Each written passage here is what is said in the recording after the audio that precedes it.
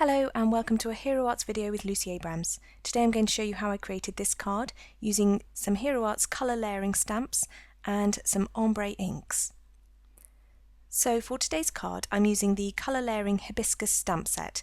This is a lovely stamp set with different sized flowers and leaves, and I'm using the Butter to Orange ombre ink pad. You can see it here, it's AF309 Butter to Orange. So the first thing I do is select the smaller of the flowers, and this is the solid one. I'm going to stamp this in the lightest colour of the ombre inks, but once I opened the pot I couldn't remember which colour was the lightest, so rather than ink up my stamp I decided just to check it out with a piece of scrap paper, and I can see that actually the one I was right, the one at the bottom is the lightest one. And then I'm just going to ink it up just using that bottom third ink pad.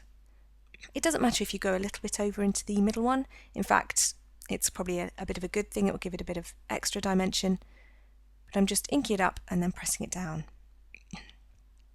Now, when you first stamp these, they can look a little bit mottled, but Hero Arts inks smooth beautifully over time, so that they give a really, really lovely smooth result.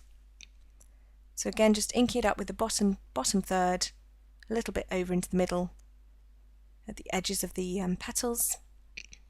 I decided to stamp 5 of these flowers, even though I knew I only wanted 3, so that then I could select the best 3 for my finished product. So there's my 5 solid flowers, and I'm just cleaning it off with a baby wipe. And then I can move on to the second layer. So here's the second layer of flower. And this one I'm going to ink up using the middle ink colour. So again, I'm just trying to, as much as possible, just apply ink from that middle section, but it doesn't matter again if you go a little bit above and below. Now it took a bit of practice to work out how these layered over the top, but once you've done it a couple of times, it's easy to remember. And it layers over beautifully, and again it smooths out to give a really, really smooth layering finish. So again, I'm just going to stamp all 5. I did make a mistake with that fourth one, so that's probably the one I'll reject. Clean up my stamp again, and then it's time for the third layer. And this layer is going to be stamped with the darkest of the inks in the pad, which is the orange ink. So again, just ink up just with that top third, although you can see I'm going down a bit to make sure that the ink is nice and smooth. And then once you've worked out which way it goes, you can just go ahead and stamp it on top. The beauty of the ombre inks is that they are so well coordinated already for you, you don't need to spend hours searching through your ink collections for the inks that are going to work best with this stamp layering. So thank you Hero Arts for doing all the hard work for us on this. Okay, so I'm just finishing off my 5 flowers with the third layer here, and clean off my stamp again. And then there's just one stamp left, which is that tiny central piece. I chose to stamp this in that same orange, the darkest orange, because it's actually going over the palest of the colours, so it will still show up really beautifully. So I just stamp those 5. And that's the stamping finished. And the results was really, really, really good. That 4th one was the only one I was unhappy with. The other 4 I was really pleased with. That one there's just that tiny white gap. But even after a little bit longer they just smoothed even more and looked fantastic. So then it was time to cut them out. Hero Arts actually do offer a matching frame cut for this set if you like to have that white border around your stamped images, but I chose to cut them out by hand. I use fine quality needlework scissors for my cutting.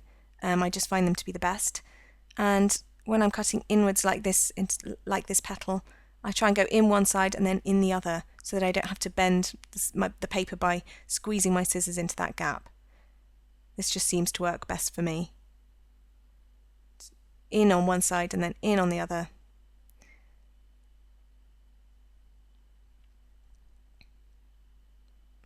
And then to go around the edges, I always tend to move the paper rather than the scissors, just to give a lovely smooth finish. But as I say, the frame cuts are available if fussy cutting is not really your thing. And that's my finished flower. So I've just got to create a couple more of these and I'm ready to go and put my card together. So I've taken a piece of snow layering paper and I'm going to stamp my sentiment. I chose to use a sentiment from the Happy Day Flowers stamp set. This comes as 2 separate parts, and so you can just organise it how you like. I like to test my stamps on a piece of scrap paper first. One of the problems with using baby wipes to clean your stamps is that it can sometimes leave a lint behind, and I often find stray bits of lint mess up my stamped sentiments, and I find that really irritating. So just stamp it on a piece of scrap paper and make sure there's nothing there that's going to spoil your image. So it's looking good, so I'm going to go ahead and stamp that on my layering paper. And then I'm trimming it down to the size I want. My cards tend to be 5.5 by 4 inches. That's just my preferred size of card. But for this card I'm also going to have a border, so I'm cutting it down to 3 3/4 by 5.5. I've cut a spring branch from vellum. I love the look of vellum on cards, so I thought this would make a lovely backdrop. It gives a bit of extra dimension, a bit of texture and dimension without drawing away from the beauty of those flowers. Took a bit of time to work out where I wanted my flowers to go. I'm a bit of a perfectionist when it comes to things like this. I didn't actually adhere the vellum down onto the card at all. I just used the glue dots from the flowers to secure it in place. That way it's lovely and loose and moves about a bit with the card. So I'll just adhere those 3 down on top of the vellum, securing that vellum into place. Here's the last one. It is amazing how well groups of 3 work on cards. 3 really is the best number when you're designing. It works every time. And then I'm just going to cut off the bottom of that branch, and that's pretty much the main panel finished. So next, what I did was trim down a piece of sunshine layering paper. This is to 4 by 5.5. If you prefer, you could just use a sunshine folded card.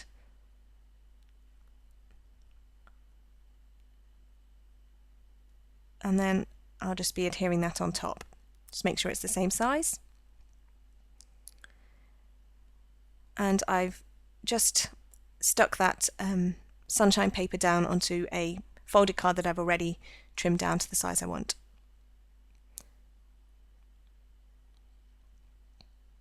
Just a bit of double-sided tape, and then I decided to stick my main panel down with foam tape just to pop it up off the base of the card. I've put lots on, as you can see, because I often find if you don't put enough on it, it just gets crushed in the post. I'm just going to stick that down. I always turn things upside down when I'm sticking things on top like that. I don't know why, it just works for me. And I managed to get that on. First time. Finally, to finish off my card, I just added a few sunshine mixed accents. They just add a little bit of sparkle to what is otherwise really quite a clean and simple card. And that was it. The card was finished. Thank you very much for watching. I hope you enjoyed the video, and I will see you again soon. Bye for now.